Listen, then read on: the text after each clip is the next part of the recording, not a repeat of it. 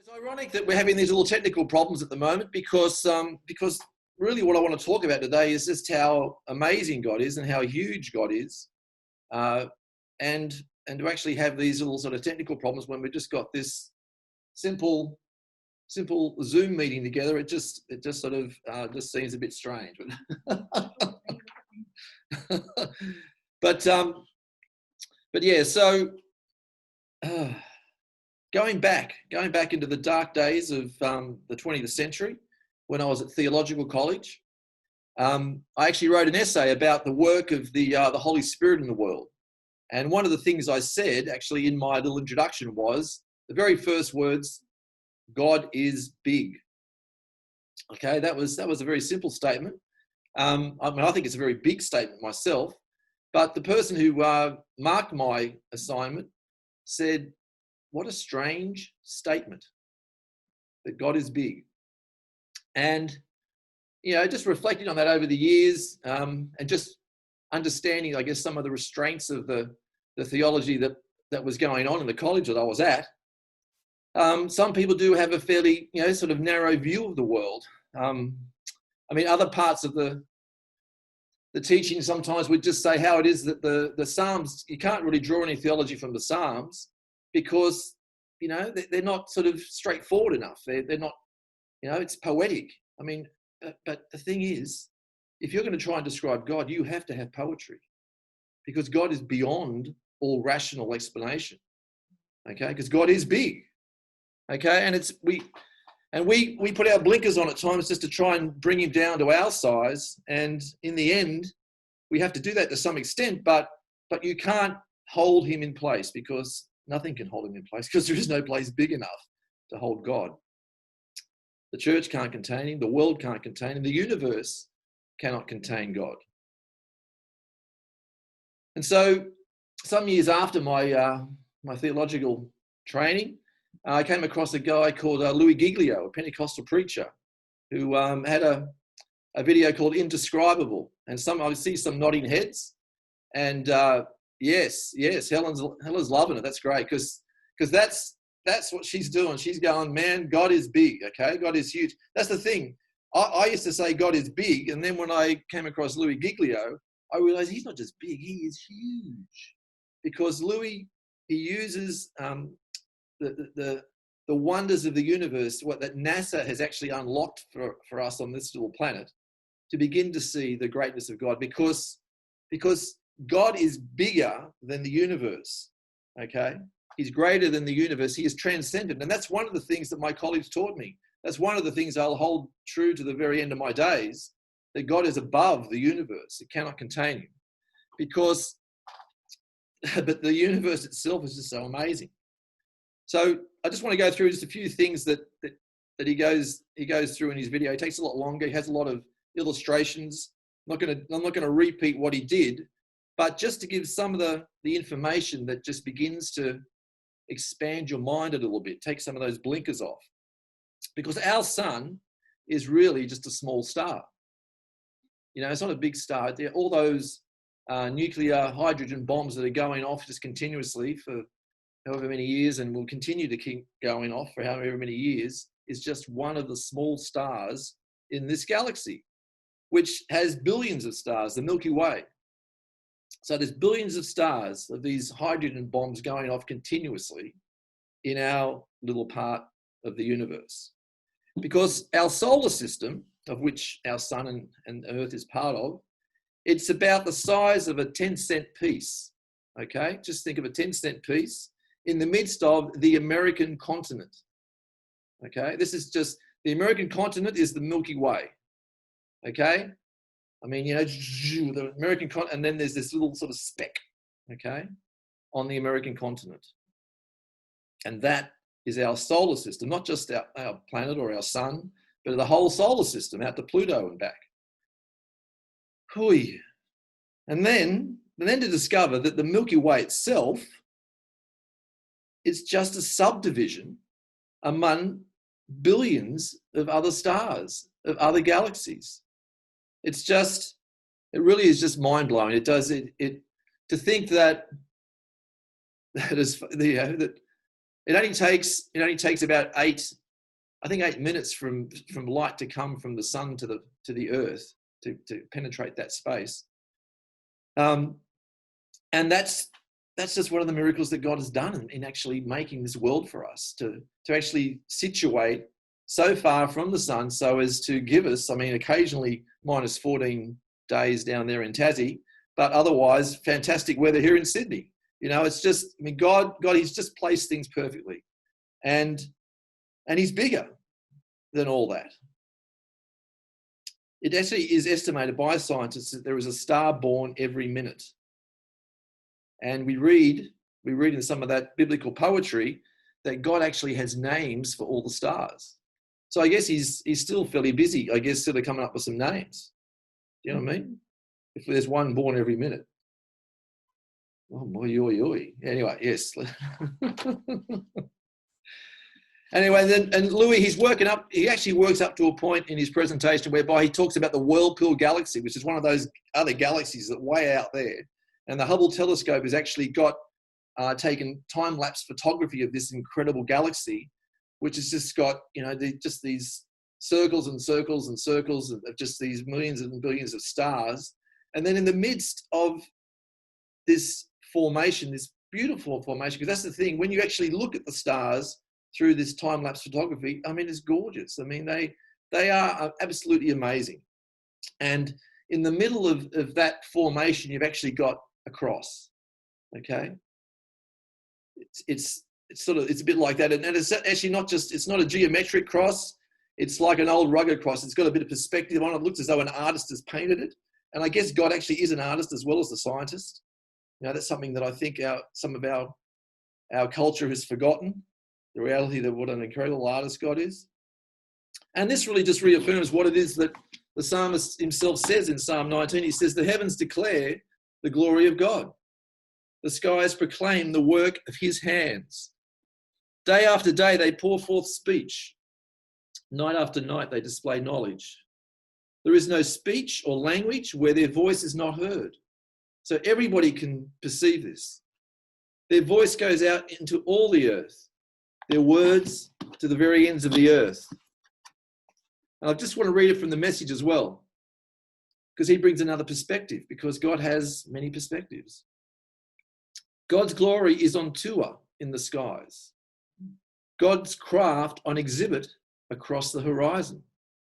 Madam Day holds classes every morning. Professor Knight lectures each evening. Their words aren't heard, their voices aren't recorded, but their silence fills the earth. Unspoken truth is spoken everywhere. See, that's poetry, eh? Unspoken truth is spoken everywhere. Rational thought says that's an impossible statement, but God does the impossible, does he not? He speaks where there is no language. He has another form of communication. God has many forms of communication.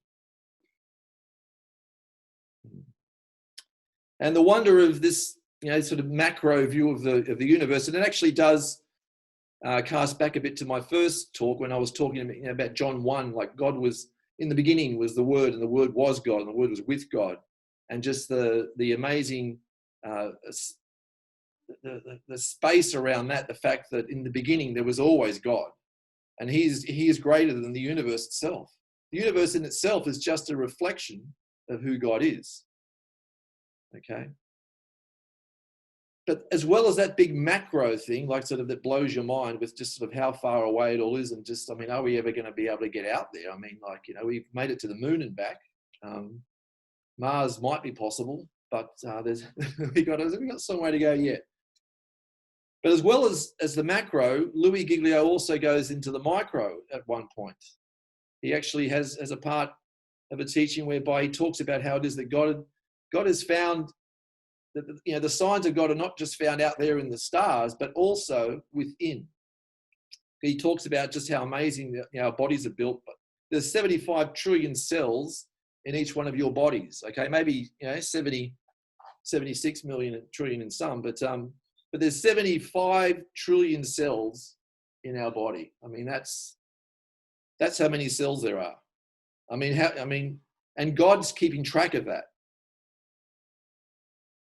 And that one person's DNA, if it was actually placed side by side, it would actually go to the moon and back.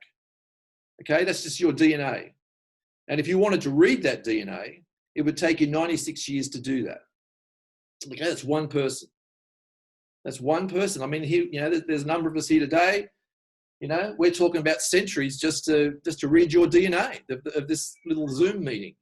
I mean, excuse me a sec.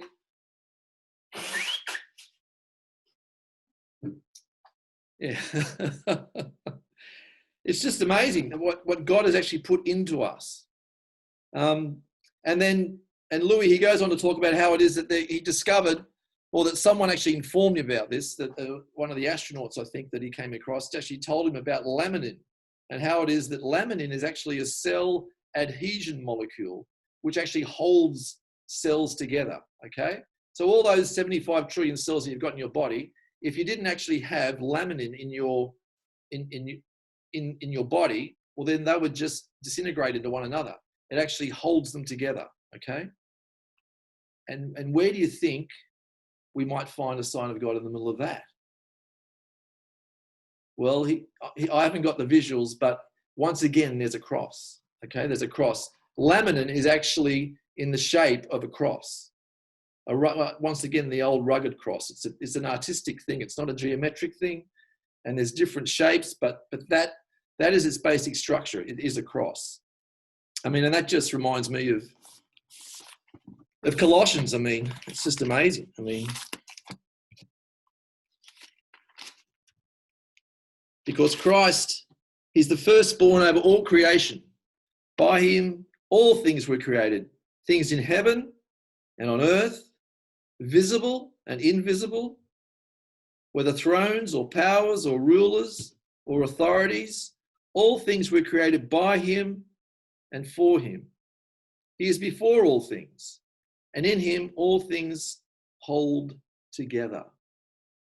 All things hold together. I mean, I read that and I get laminin. Do you know what I mean? Like that God is actually within each of our bodies holding us together. I mean, we know that he holds us together as we walk through the valley of the shadow of death, that he is with us, that God somehow makes his presence felt with us. But I also believe that God is actually actively at work within the creation, holding all things, sustaining all things together. Because that was really the topic of my essay way back in the day.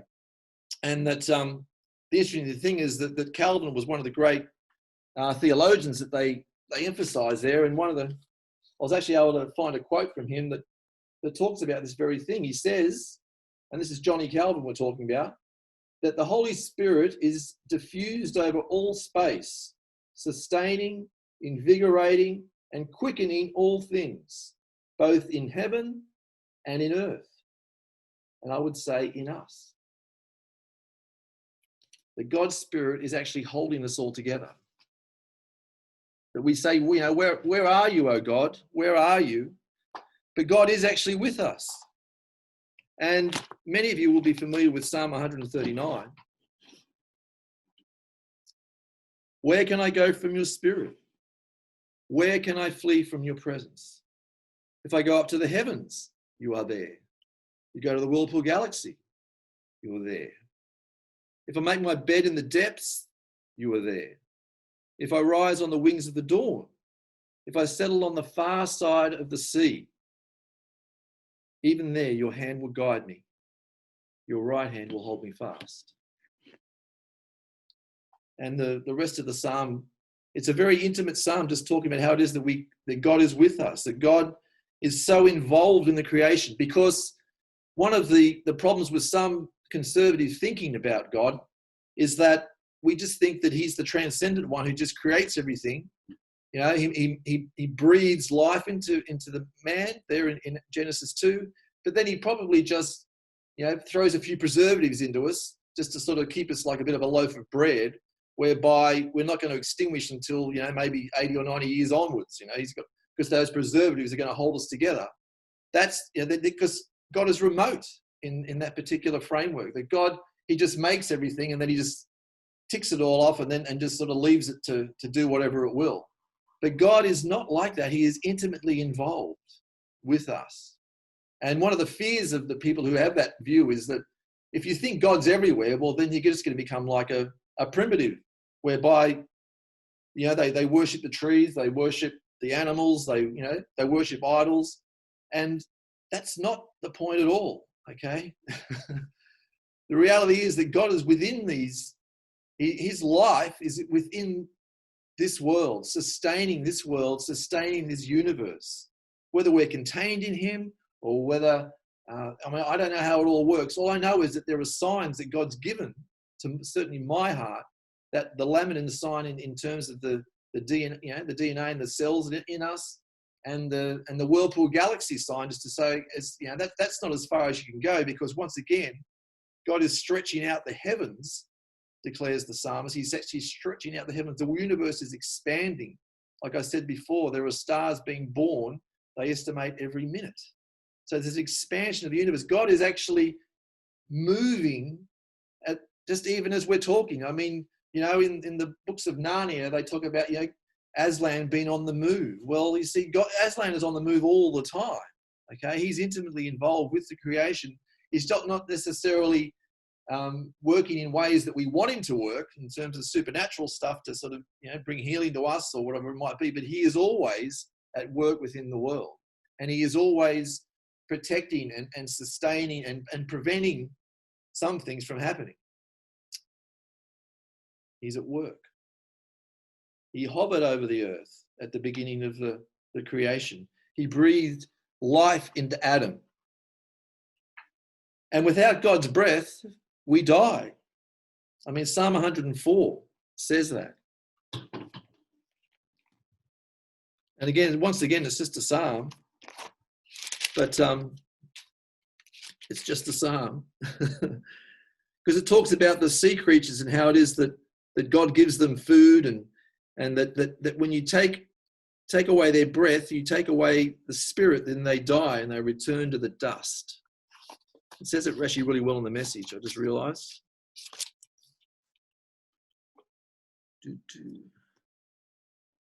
All the creatures look expectantly to you to give them their meals on time. You come and they gather around. You open your hand and they eat from it.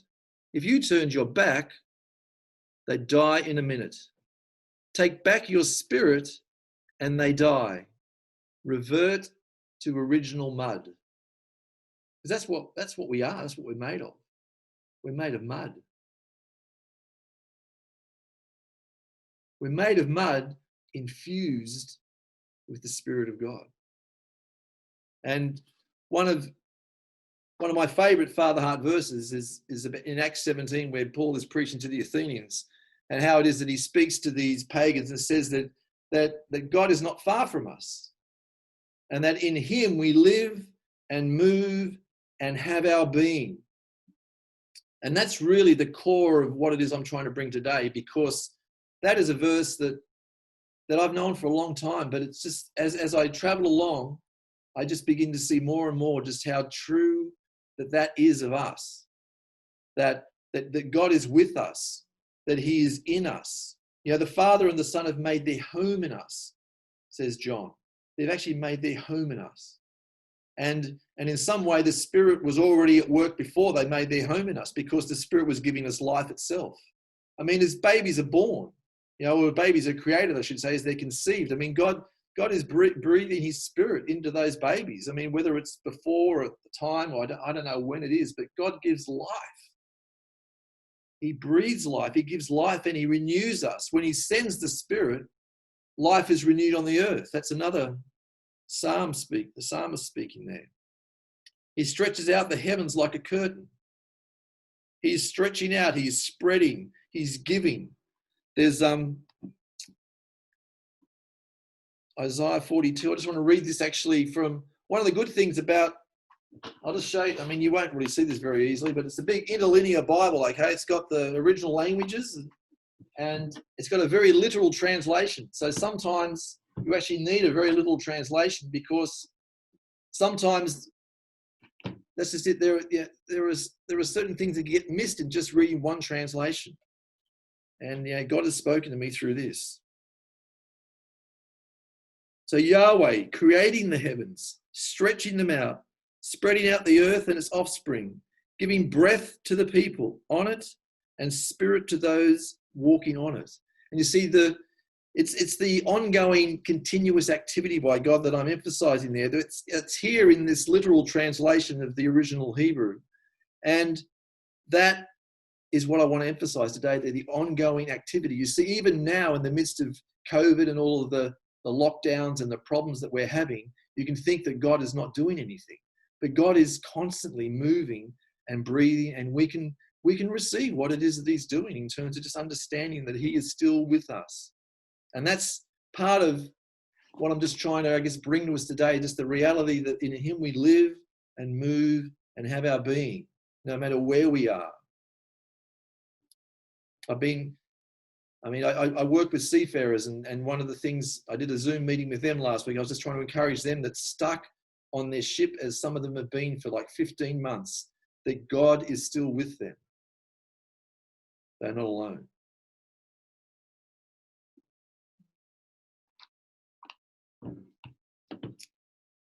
Because God, he gives rain, he gives food, and he gives joy. In Acts 17, he just talks about how it is that's what he does. He gives the food and the rain and the joy to the Greeks in Lystra. That's what Paul was preaching to them. That the God who you don't know is doing all of these things.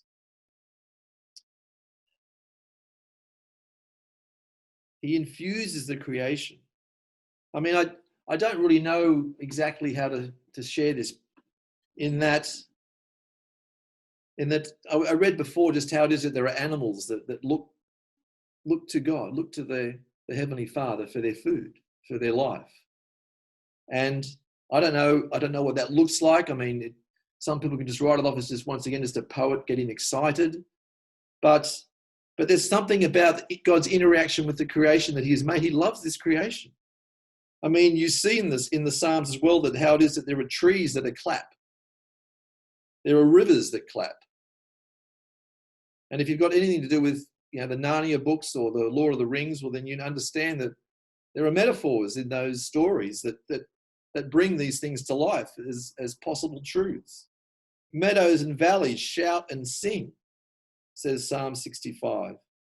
Mountains and forests, they sing too, says Isaiah 44:23. There's life out there. There is a response to God, and we can bring life. I mean, one of the things that Lynn and has shown me, just with her love for gardening, and that we can speak life into the garden. That there's an interaction that can take place as we move with God's Spirit to bring life and plenty into the world. I mean, even in the darkness, there is still God. I mean, God is light, and the reality is that scientists have discovered that there are these particles, and they're not even sure they have any mass, but they call them neutrinos, okay? They don't have an electric charge, but they are particles that are abundant in the universe. I mean, there are science fiction books written about some of, that think that they're going to be sort of the last thing that actually happens in this particular universe. But these things really do exist. There are slivers of light. And you see, back in Psalm 139, you say, surely the darkness will hide me, the light become night around me. Even the darkness will be not dark to you. The night will shine like day, for darkness is as light to you. Because I think these neutrinos are actually a sign of the reality that God is actually there in the midst of darkness, that these little slivers of light, which are just moving very fast, they're moving incredibly fast through the universe, they're reflecting the fact that God is there in the midst of the darkness. Slivers, neutrinos. And you can't see them. They don't even think, there's debate as to whether they have any mass or not. That doesn't make any sense to me. That's where scientists have to start getting into poetry to explain some of the phenomena that they themselves see, because they don't have any rational explanation.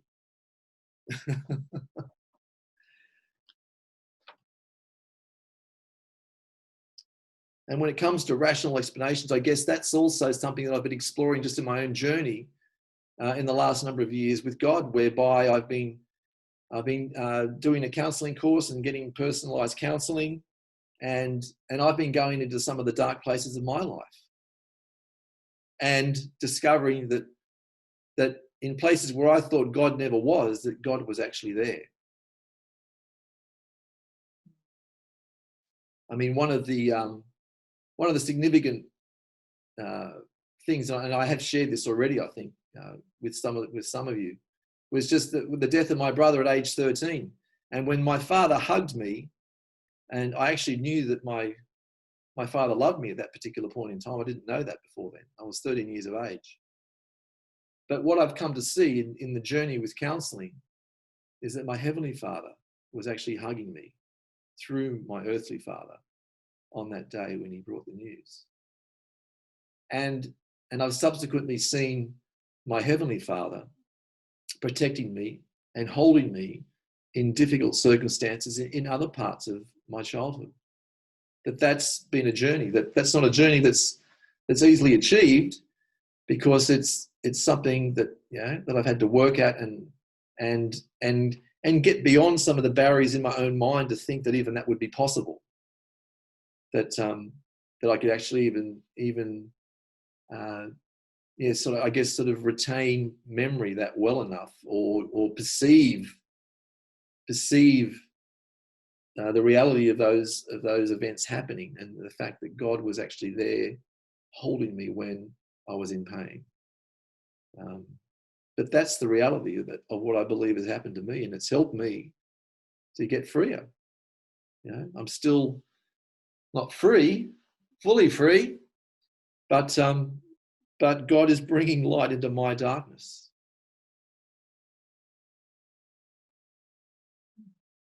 Because God cares for every part of us, and he wants to bring a wholeness to us, so an increasing wholeness.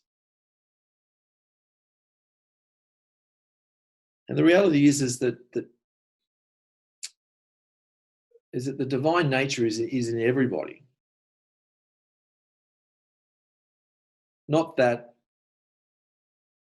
because the image of God is in everybody, whether they believe or whether they don't believe. And part of my journey too, as I've been speaking with people who aren't believers, is beginning to understand and have a language, I guess, for the reality of God that makes sense to them. But once again, they don't know I'm talking about God. I'm just talking about the reality of love existing in this world. And that's my favorite band, U2, they sing so many songs and they talk about love. And if you substitute the word God, you know who they're singing about, I tell you.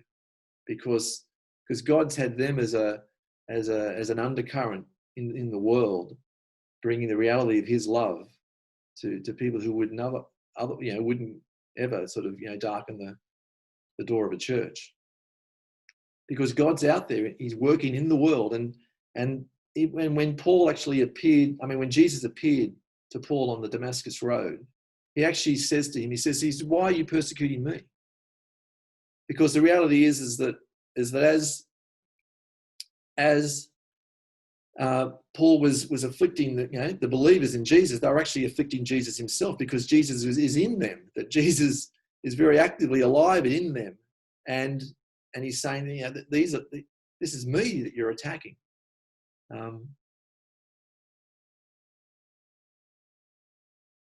And then finally in Matthew, when Jesus is talking about the sheep and the goats, he just talks about how it is, whatever you've done to the least of these, you have done to me. And I'm not just talking about brothers there. He's talking about people generally.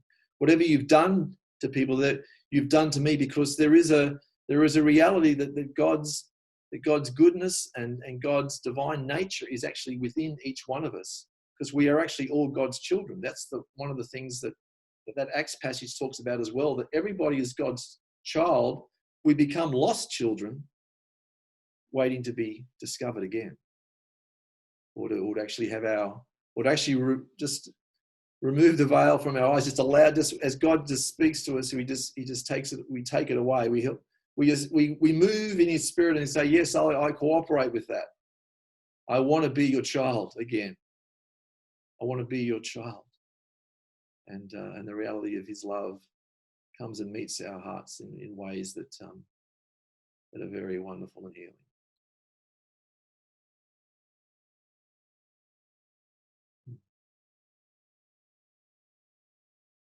Yeah, so brothers and sisters, that's really the essence of what I wanted to bring today. That once again, because it all comes back to the reality of God's love being present, that God is always loving us and we just don't realize it. He's always there. He was there in the darkness of my childhood. He's there in the darkness of this hour. I mean, Steve was just saying how it is that he's going to God. Like, I mean, he can't get out of his home, but I mean, they can't keep God out of his home.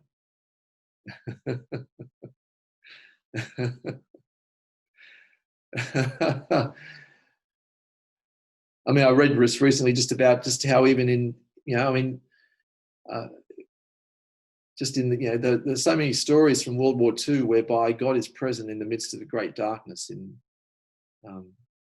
the extermination camps, that God was still there caring for people, even though they didn't realize it. But some did. That's just it. Some did. Yeah. Yeah. So this is it. I mean, you can go to the furthest ends of the universe and you'll still find the Father, and you can go down microscopically and you will still find traces of the Father at work.